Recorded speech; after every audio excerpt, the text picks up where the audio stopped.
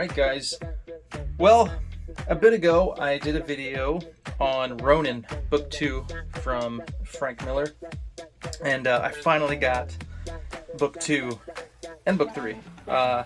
Went to the comic shop and my pull list came in. I had a book in there and I was so excited. Oh wow, it's Ronin book 2 again.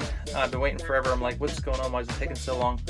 And then I look and I realize it's actually issue number 3. So because Comic-Con came to town, it kind of screwed up everything, and so my good pal at the comic shop, she tracked down issue number 2 for me, and so finally I was able to keep reading.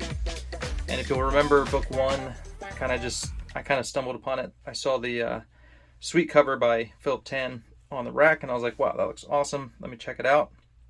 So finally got to read some more. I read book 2, book 3. So I'll give you a little bit of my input, a little bit of my feelings on it. And yeah, so let's get into it. So right off the bat, I did not read Ronin book 1. So I have to admit, I'm coming at it kind of as a newcomer. I don't know the setting. I don't know really much, right? So I'm just going on what I'm reading. But something I noticed, I'm in book 2 now. I have no idea what the setting is. If it's past, when I hear Ronin, I think, oh, like old school, like Japanese, something, is it set in Japan? Well, I finally found out that it's set in like New York, New Jersey area, which I was shocked because everything I'm looking at, even from book 1, looks very old school, like Japanese. The clothing. She's got the sword. In book 1, she had the basket over her back, and the little boy's in the basket. She's carrying him around. She's got a gun here, which I don't think I really noticed until book 2. But so that kind of did throw me off a bit. And again, maybe it's because I didn't read the first book, but up until now, I really haven't had any kind of context for where this is all taking place. We got this crazy demon dude that they're fighting in book 1, and in book 2, he's not dead yet, so they gotta finish the job. Anyway, the art is great. I love the art. I mean, I got it because I love the cover, and I saw Philip Tan was working on it, and the artwork does not disappoint. It's just great. I love the old school 90s kind of inking. I love it. All the cross hatching and such. Love it. Every page is set up as like a double page spread, and they're all beautiful. It's just massive, monstrous illustrations. It's a wonderful, wonderfully illustrated book. So now that I'm 2 books in, I'll give you a little bit more of my the negative stuff. Something that has so I read book 2, I just jumped right into book 3, and something that I'm realizing just like constant is just Frank Miller's use of like repetition. He repeats things like over and over, and like it's just kind of like it gets a little old. It's so repetitive that it's like, wait, what? Like, you're repeating this like 5 times in the same page, or just like simply like, I am the horror, I am the terror, I am the wrath, and it's like that kind of stuff over and over and over again. It's honestly, it's getting a little old. And then just kind of like the repetition. It's even coming from, so you have like kind of like the demon talking, and then you'll have like them talking, and it's like they're also doing this constant repetition. So like, careful, would you be careful, mama? Would papa be careful? And it's like just the repeating of words like over and over and over again. Like, I don't know if this is normal for Frank Miller, but it's just something that kind of just I'm noticing over and over and over again. It just kind of got to me after a while. And then also the fact that not only is like, let's say the demon speaking in that same way, but then also the mom and the son are like also using this repetition, so it's like they all kind of have this same voice and they're repeating, and it's kind of like, well, why? Are they like really that like thoughtful, like, oh gosh, I gotta say this like 5 times, like, I'm going into shock, gonna die, into shock, gonna die, shock. Like, I can see here it's kind of like, you know, maybe a little more necessary, because it's like you want to feel her, the shock she's going into, you know, you want to kind of like get into that and feel that, but it's like literally the whole book, and then also the whole third book. So that's my one main gripe there, is just the constant repetition. Just kind of gets very old after a while. So anyway, the art is great. It's still wonderful. It's like, you know, the book is, I think it was like 38 pages. So it's a bigger book. And then we get, you know, further on, we get back into like this guy, he's the Ronin. And, so there's some crazy stuff going on with him. Yeah. So, but again, it just kind of like, let's see, where's that cool double page spread? And yeah, so it's like 38 pages of story and art, a lot of stuff. And then you got some cool freebies in the back. You get to look at some of Philip Tan's artwork, which is really cool. Early concept designs for Ronin. These are sweet. Very cool stuff back here. Dun, dun, dun. Pretty nice.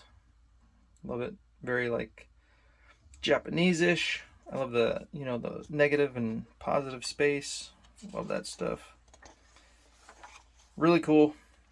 Frank Miller does all the actual, he does the layouts and breakdowns for the book, I think. Let's see. Just give you a sample of that. Nope, not in this one. It's in the next one. So book 3. So yeah, so that's pretty much my main gripe there. I'm not super familiar with Frank Miller's other work, if that's like common for him or if it's just this book. But he's doing all the breakdowns and layouts. You can kind of get an idea here what he's doing. So he passes this on to Philip Tan, and also Enriquez. Again, it's not clear what. So art by Philip Tan and Daniel Enriquez. So it's not clear like where one starts and the other stops, to be honest. So. But it all looks great. So I don't know if Henriquez is doing the tones or what, but yeah. So Frank Miller's doing the breakdowns and layouts. Bum, bum, bum. Okay, now, without getting into book 3, I kind of told you my feelings on it. It's kind of similar. The art is still great. Double page spreads all throughout. It's really fun to look at, you know, if you can get past all the repetition stuff. But at this point, I'm kind of like, okay, so this is what kind of got me. All right, so for number 4, so this is issue 3. For issue number 4, it's going to be Miller doing everything. So Frank Miller returns to drawing the characters he created, coming in September. I'm honestly, again, I'm an artist. I buy for the artwork. I don't love Frank Miller's art as much as I used to. Especially like seeing the layouts and the breakdowns and stuff he's doing, and then like seeing this, man, I'll be honest, like, give me this. This is what I want. I want Philip Tan. You know, I bought the book because I saw Philip Tan's work. It's awesome. It's amazing. And now you're telling me Frank Miller's going to do it, and I'm kind of over the feel of the book, you know. And it's really kind of slow in the sense like, okay, book 1, they fight a demon.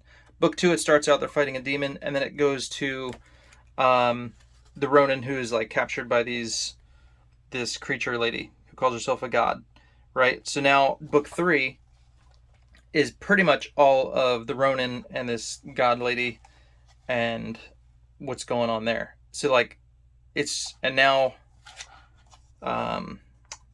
this lady's coming to the rescue with her son, and it's like, gosh, like, it's kind of slow. And with all the repetition, Virgo's bred it to grow and grow and grow and grow. Like, I'm kind of like over it. So honestly, that's kind of where I'm at with it. I don't love Frank Miller's work that much to be like, all right, I'll just get book 4. I mean, maybe I'll just look at it and just kind of decide at the shop, because they'll probably set it aside for me, but I'm not like, oh, I gotta get this. I'm kind of like, gosh, after 3 issues, I think I'm done. And if Philip Tan's not drawing it, I'm kind of like, man, I'm good. I think I might have to pass on that one. So anyway, there you go. 3 issues in, I think I'm done.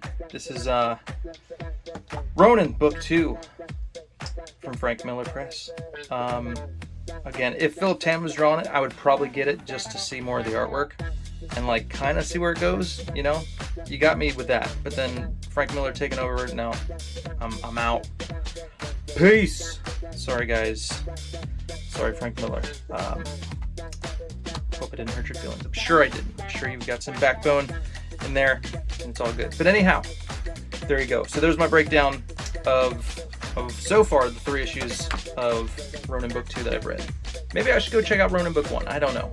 You let me know. Have you read it? Is it good? Is it worth checking out? Yeah. I would at least get some backstory into this chick and the boy and all that. But yeah, I don't know.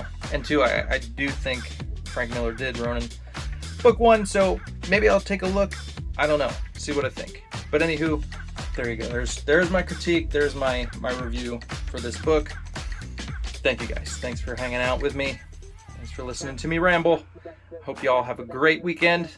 And yeah, depending on when I post this, it might be before or after Fan Art Friday. I'm not sure. Maybe I can post this today. Who knows? But it is Thursday, and tomorrow is Friday. So, anywho, like, subscribe, share this video, and comment on this video. Tell me what you think. Have you read it? What do you think? Do you like it? All right, guys. Till next time. Peace out.